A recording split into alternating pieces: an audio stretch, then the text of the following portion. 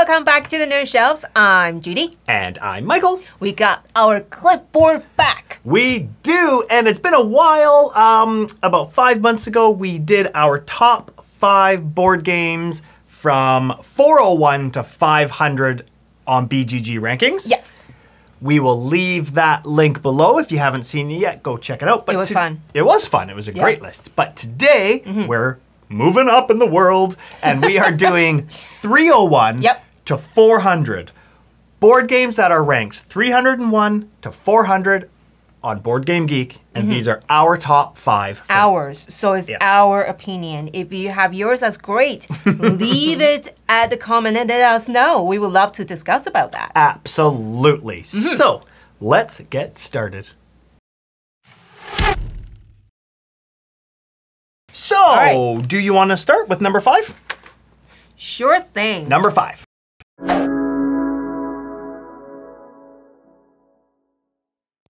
All right, my number 5. We actually we had it for a very long time, and I really enjoy playing it. We played this game at our live stream playthrough, and we had lots of fun. Okay. It's The Godfather, Corleone's Empire. Oh, that's a good game. So it's number 342 on BGG. 342, okay. So the geek ranking is 7.1. Okay. The average ranking is 7.5. 7.5, okay. So it's, you know, in the middle. Yeah, and what was it, 346? 342. 342, so kind of right in the middle range. Right there. in the middle, yes. So it's designed by Eric Lan, and it is published by CMON. I want to say Simon. Yes. But I always think, come on. Come on! It's Simon Games, the publisher. So this game, well, Godfather is, you know, people watch it, right? Yeah. It's very famous. Yeah. So it's already bring me into the game. Like, I've seen the movie. I want to play this game, and I want to connect them. Absolutely. And I want to say it's thematic, because in the game, it's basically a big map. And there are different... a map of New York, right? Yeah, and there are different territories, and you're trying to... Wait, what do they call them in the game? Not territories, turfs. Turfs, They call them turfs, yeah. So you're trying to take care of the stores. Yeah. And you might go collect some money. Yeah. Shake down. Shake them down, Wink, totally, wink. yeah. And you might accidentally or intentionally throw someone into the river. Totally. Your family members, you know. Those are so fun. Yeah. And I remember we just laughed so hard that at the end of the live stream, our stomach hurts. Yeah. It was so fun. It's so much fun. And, you know, I will agree with you that I think it's very thematic. However, I think it's more thematic just to like a mobster game. Yes. More than Godfather the movie. I don't really get Godfather the movie that much in the game, like the film Not much, or the books. I mean, I read the books first, but it is definitely has that mobster gangster type feel. And it's interesting because you don't see that theme a lot in gaming. No, you don't. So when I saw that game, I went, I want to play that. It was so fun. It's good. Great game. Yeah. Didn't make my list. What's your number 5? It was close. It was close. Godfather, I think, was probably 6 on my list, but it didn't quite make it. Okay. Interesting. So that brings me to my number 5. Now, here's the thing. The Godfather was one of them. There were about 4 games that I could not decide which one would make my top 5. And I picked this one because it's different than the rest of my list. Okay. This is the only filler game on my list. Oh. Yeah, I picked a filler game because it's a really great game. And my number 5 is Biblios. Oh. Yeah. I remember you talk about it Yeah, I don't think you've played it, but I love Biblios. So Biblios is ranked 386, so it's pretty low down that list. It's the Board Game Geek ranking is 7.018 and average user ranking of 7.2. Designed by Steve Finn and published by Yellow Games. I love it. It's my favorite. It's probably my favorite filler game there is. It's really cool. It's done in 2 different phases, and what I really like it is depending on how many players you're playing with. So if it's my turn, I have to pick a card, and then I decide: am I going to keep that? Am I going to put it down so the other players can choose it, or am I going to put it to the public bidding area, right? Yeah, later. But I have to decide, and I don't know what the next cards are, so I have to think, ooh, this card's pretty good. I don't know if I'm going to keep it for myself or not. So there's a little bit of risk in there. Yeah. Push your luck. And then you go through all the cards, and then you move on to phase 2 when all the cards are gone. And now you start the last pile that you put cards in, you start flipping them over, and the cards in your hand, you start bidding for them and trying to collect those, and you can get gold to bid with. Or it's got these two different bidding phases, and I just think it's super, super, super fun. You always like bidding games, right? I like games totally. I like betting games, I like bidding games, and I like bluffing games. It's my poker background. Yeah, it's got a competitive yeah, part in and it. Yeah, and I really, really enjoy it. So that's my number 5, Biblios. Okay, number 4.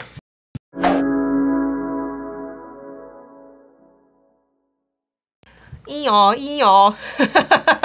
Let me think. A donkey. It's about a donkey? No. Oh. Okay, number 4, Flashpoint. Oh, yeah. Yeah, Okay. that was another one that was on my... Number 5? Could have made number 5, but didn't. Oh my goodness. So Okay, fun. so I am surprised with myself. I put a co-op game on the list Yeah. because I'm not really into co-op games. Totally. But this is probably the top one, my favorite in co-op. Yeah. It's good. So it's at number 366. Okay.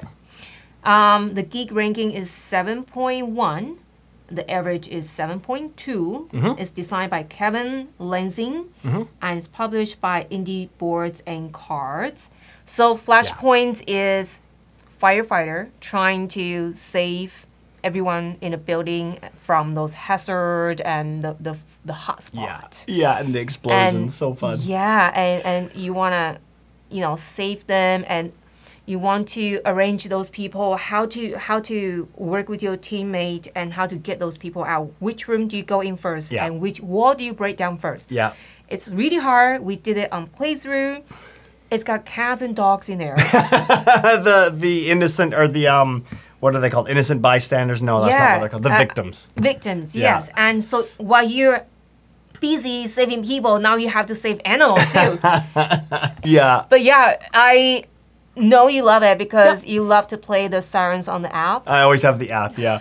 when it goes around. It was so fun. What just made me laugh, because you can tell that Judie grew up in Taiwan and not in Canada.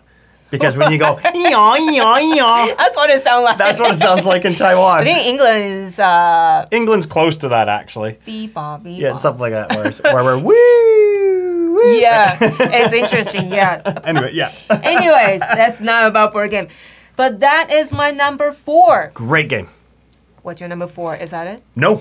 No. My number 4, I think, is another game that I don't think you've played this game as well. Interesting. Anyways, my number 4 is Stockpile. Oh, wow. Yeah. Stockpile was ranked 357. Okay. Its Board Game Geek rating was 7.054 and average user rating of 7.5. So it has quite a bit higher user rating. Designed by Brett Sobel and Seth Von Orden, and published by Novu Games.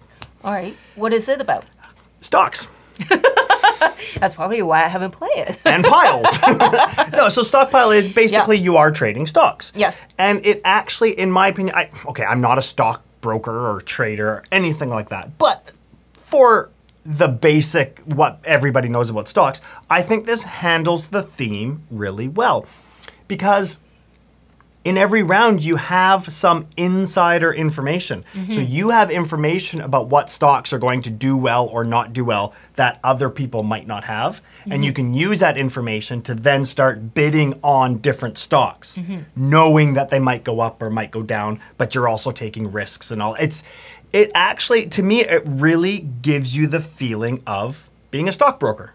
Interesting. It is very interesting, and I've played it quite a few times. Not many times, but a few times for sure. And every time I play it, I think I just kind of get it just a little bit more. And the last time I played it, the person, we don't own it, but somebody in my group owns it, and they've got the expansion. And yeah, it's really fun. Which is really funny because one person in our board gaming group is actually a stockbroker. Did he not win? He wins most of the time, but my claim to fame is I won once out of all the times we played, and I thought that was hilarious. That's funny. But it's really fun. It's really thematic. I really felt the theme shining through, and it's a good laugh. It's fun. I don't think I'll ever able to play that game. I don't know. I think you would. I think you'd be surprised because I can't even figure how old I am. That's gonna be a problem. Okay, fair enough. Maybe we'll have a problem. Anyways, that's my number 4. Oh gosh, stockpile.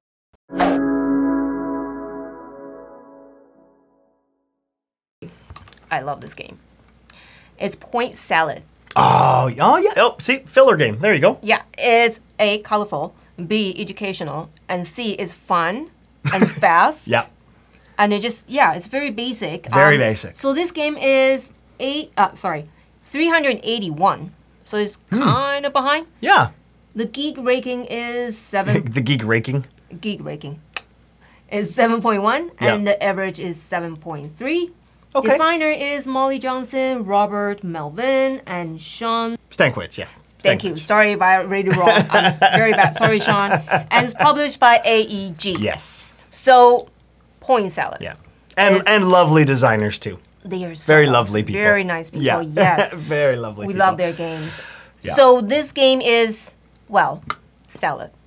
So a lot of vegetables. Yes. And there are many ways to collect points. So basically, I love how this game, those cards, they're two-sided. Mm-hmm. So one side is how you can score, but when you turn it over, it's the vegetable card. So the yellow peppers, purple cabbage, and all that kind of combos that you can choose, and they just go under those score point cards, and then you collect them at your turn, or you can just collect the combo card, which one you want to get. Yeah, on your turn you decide if you want the score cards or the actual veggies. Which at the bottom. Yeah. And you just lay in front of you and make your combo. It's that simple. It is. And I love how the scorecards, like the scorecard that I put in front of me, that only scores my vegetables. Yes. It's not for everybody. No. So we're building our own end game points. Like how we score, everyone's going to be different. Your engine is right there. Yeah, your engine, exactly. Yeah, so it's not the same as everyone else. Yeah. Yeah, it could be a little bit competitive too. Sure. You might want to get someone that other people might want to. Yeah. So you want to fight for it, right? Totally. But at the same time, the vegetable might run out. So what do you do? It's incredible, actually, how simple it is, yet how clever the design is. Yes. It's really, really clever. Love your design teams. Yeah, it's You're fantastic. Awesome. It's a great. It could be. It's definitely in my top 5 filler games for sure. It's a fantastic game. Yes, it is. Cool. What is your number 3? Okay, my number 3 is it's the 3rd edition of a game. So it's the 3rd make of it, and the reason why I'm picking it is because sometimes editions just add a couple of extra cards or just change the art, but this actually changes the game style. So that's why I consider it its own game. Okay, my number 3 is Arkham Horror 3rd Edition. Oh my god! And I knew for a fact that this would not be on your list. I know that Judy didn't enjoy it. So first of all, Arkham Horror, it is the Lovecraft, the Cthulhu mythos, which I love. I think it's fantastic. But I really like the way this game implements the theme. And it's a sandbox game, which means you have your map on the board, and sandbox means your characters can go anywhere. You can move anywhere. You go and investigate different towns and all that, and you've got all of the creatures that are following you that you're fighting, and you're trying to find clues. And it's very basic Cthulhu mythos type game, but I just really like the way this one's implemented. It's quite complicated. There's a lot of setup. A lot of people might say it's quite fiddly, meaning there's lots of cards to flip over and all that, but I love it. It's weird, really weird feeling for this game. I'm sorry, no offense, but the first time I played it, I went, ooh, I don't want to play this game again. Yeah. However, I did play it again. I kind of like it a second time. Sure. But the third time I play it, nope. Yeah, then you were done. Nope. It's a lot. Like it's a long game, and it's a lot. It's you're exhausted when you're done playing it. But I love games like that. But the beauty about this game, I can play it solo, so you don't need to play it again. Yes. Thanks. Yeah. Thank you for designing the solo part. There you go. But I didn't mention, actually, I do apologize. Okay. It is probably the highest on this list for me. It's 303 in BGG. Wow. Yeah, number 303. Board Game Geek ranking of 7.11, but an average user rating of 7.77, so quite a bit higher. Holy. Yeah. Yeah, it's a Fantasy Flight Games too. I mean, a lot of people like it. I Sure. can see that. Yep. I definitely see that. It's just not my kind of game. Totally, I can see it not Yeah. being for everybody. Yeah. No, I don't like being yep. chased. Fair enough. But anyways, Arkham Horror 3rd Edition is my number 3. Hey, Arkham Horror 3rd Edition is my 3rd choice.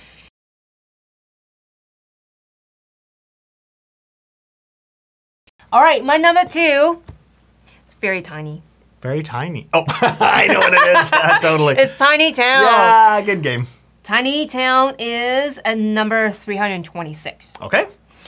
So the geek ranking is 7.1. Okay. Average is 7.3. It's designed by Peter McPherson and published by AEG. Yep. Oh, another AEG game. Yes. Yeah. I know. This game overwhelms me a lot at the beginning. Yeah. Yep. Very much Yep. that I almost cry because I don't know where to put them and what is going on with this building. This game. Yeah, you won the first game we played. Yeah, I usually won when I don't know what to do. Fair enough. Just like, okay, I'm just gonna try it there. Yeah. So I think it's overwhelming at the first time play because you need to remember what this building do and what's a combo when two building together, how to score. Yeah, and that changes every game too. Every building has a different ability. Yeah, Right. so that part is already Sure. confusing and when you have to puzzly put them together, utilize the space that you already have. Yeah. But you might run out of space because you want to make the combo. Yeah. But you can Yeah. because that one is there. Yeah. But Yeah. you play more, you will love it more. Yeah, for sure. But the thing I love about this game, which is quite unique, is so every building you have to put certain colored cubes in a certain combination to make Tetris-style shapes. But what I love, especially with the bigger buildings that take maybe 5 or 6 cubes, is you're starting to fill up your board with more cubes. And you think to yourself, oh my gosh, I'm starting to run out of room. I'm never going to be able to fit. But then as soon as you build it, all those cubes are gone and you only put the building on one of those squares. Yes. So all of a sudden you've freed up all the space on your board. That's the part I really love about this game Yeah. because you are able to free them Totally. up and then rearrange that space. Yes. But if you mess up, then you're done. Then you're done. Yeah. Totally. If you don't plan it carefully, this game could be just 10 minutes. It can be You're done. brutal. Too All right, funny. that's my second one. What's yours? My number 2. Now, I realize that again, Okay. the second edition is in the top 301 to 400, but the first edition was in 400 to 500. So and they're very, very similar. So I wasn't sure if this counted or not. Is it, should I guess? I don't think you know it. Is it Camel Up? No, it's not Camel Up. Is it, no, I don't know. It is London. Oh. London is a super great game. Now, All right. I always play London with the same person in my Okay. group, and we always play it 2 players. It's a game that he owns, and we play it together a lot. And this could be one of the reasons why I enjoy it so much. The first time we ever played it, I won, but with a tiebreaker. We were tied. The second time he won. The next time I won. Then he won. Then I won. Then he won. And we're always like within points of each other. Wow. It's always so close and Okay. it's super exciting. So the second edition's a little bit different. It doesn't have the same map or whatever. But why I really like this game, it's unique in that you have these cards that can do things for you. And what you're doing is you're playing them in front of you. And then you don't get the actions on them until for one of your actions you decide to run your town. Then all of a sudden you get to do all the actions of all the cards that you've put in your town. But you don't want to put too many cards in your town because then it creates poverty. Right? Kind of like Steffenfeld games with like rats and things like that. Yeah. It creates poverty. But the poverty is only compared to the other people that can get you minus points and things like that. Okay. So it's this weird balancing act of playing cards to run your city, to have a great action of running your city, but you don't want to put too many cards there. Yeah. It's fantastic. I love this game. But, oh, I forgot to say, I'm sorry. London is number 343. Oh, okay. So it wasn't that high on this list. BG ranking of 7.003, average ranking of 7.59. Designed by Martin Wallace and published by Osprey Games. And I'm going to bet our number 1 is the same.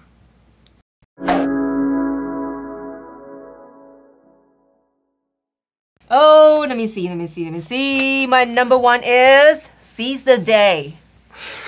Carpe diem. Me too. Oh, dear. Yeah. All right, so I'm going to say it. It's at number 351. Yep. Geek ranking 7.1, average 7.8. It's designed by Steffenfeld and it's published by Ravensburger. Right, or Alia Games.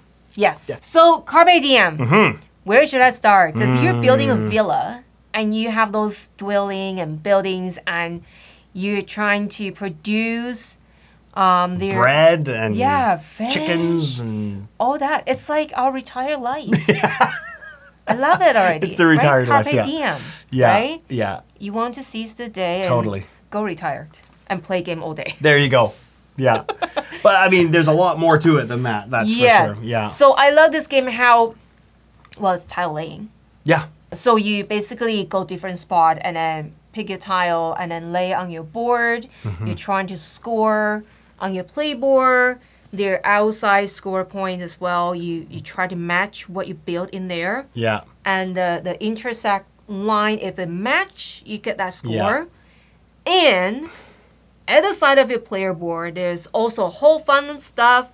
I know you like, so I'll let you talk about it. Oh, at the side of the main board, not your player board. Oh, yeah, the main board. That's your favorite. Yes, this to me is what makes the game. It's the end of round bonuses. So on the side of the board, you have a bunch of different cards so it changes every game. You put them on the side of the board so they're all lined up with a little. So each one on the side and the top and bottom has a half circle. So when they butt up together, it's a full circle. Yeah. Now, at the end of each round, we'll each take one little round token and put it on one of those circles. So it got our color. So our color is on one of those circles. So that means it overlaps 2 cards. On those 2 cards, it tells you what you need to get the bonuses. So for example, this card might say, for every 3 fish you have, get 2 victory points. But the cool thing is your tokens that you put on stay there. So next round, that spot you can't pick anymore. Yeah. And the spots get more and more limited. Yeah. So while you're creating your villa, you're also looking to make sure you're able to get 1 of the, or 2 of the end of round points. Yeah, yeah. Because if you can't, you actually get minus points. Yeah, those are really important because I underestimate that part and I didn't work really hard and I lose badly. Yeah. Yeah, I love Carpe Diem. I love this game. And I love Steffenfeld. So. Yeah, me too. So. So that's cool. We both have the same number 1. That's interesting. Only one that's the same. Only one overlap, and it happened to be both of our favorite games. Yeah. Pretty cool. Perfect. All right. Very cool. So let us know what are your top 5 from BGG 301 to 400. Yeah. Comment below and let us know. Absolutely. And if you haven't done so already, please hit that subscribe button and the notification bell so you know when we post new videos. And we always do playthrough Wednesdays and Saturdays. Yep, every Wednesday, Saturday night, we do live playthroughs, so come join the chat. Yeah, that'll be fun. All right, until next time. Go ahead and get another game off of your nerd shelves. Take care. Bye.